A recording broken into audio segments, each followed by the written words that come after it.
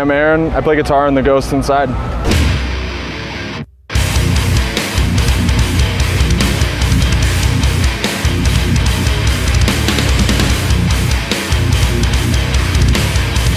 I love that it's catered to our sounds. Like when I first got in contact with Omega, with Mike and Chris Towning, the best thing that I liked about it was that they wanted to know like what rig I played, what guitars I played, what string gauge I played, like everything about how I wanted it to sound. And instead of just saying, hey, here's a cab that we make that you should use, they built a cab for me. And no one else, especially like in the cab making world, no one has ever like offered that, and I loved it. It was awesome.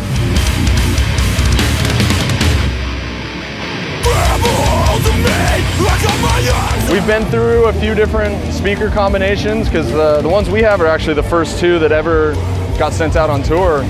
I think we're the first Omega customers as far as bands go, but it's great. We've been through a few different things. I love the 15. We actually ended up putting a crossover on it so it's only all low just to keep the stage nice and girthy. And it's great because we play really heavy and really low tuning, but if I strum out like a big full chord, you can hear every note.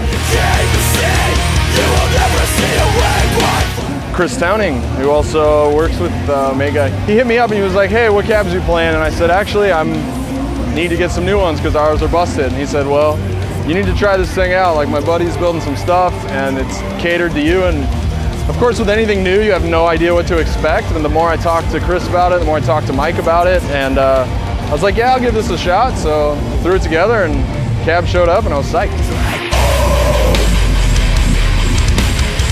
It was, like I said before, it was great to have someone trying to build something to you, like to your band, to your sound, to your playing style. He first threw out the idea of a 412 with a 15, and I was like, 15? Like, that's wild, what are you doing? But then it ended up being great, and swapped out a couple of the 12-inch speakers here and there. Originally, our 15 didn't have a crossover on it, and then we added that, so it's like, every time I was like, he would hit me up to say, hey, how's the things going? I'd be like, I want a little of this or a little less of this or whatever. And he'd be like, all right, well, we're just gonna change out this speaker. And every time I wanted to get it closer and closer, that's what we got. We're a very heavy band and played very low tuning, but we've done a couple tours where another band needs to like borrow a cab or something. And we've had pop punk bands, metal bands, all different kind of bands play through the cabs, and everybody thought that it was awesome. It was nice and clear. So it's pretty applicable across all fronts as far as what you do. But if you go to Omega and you have a certain sound that you want to sound like, they're going to cater to that.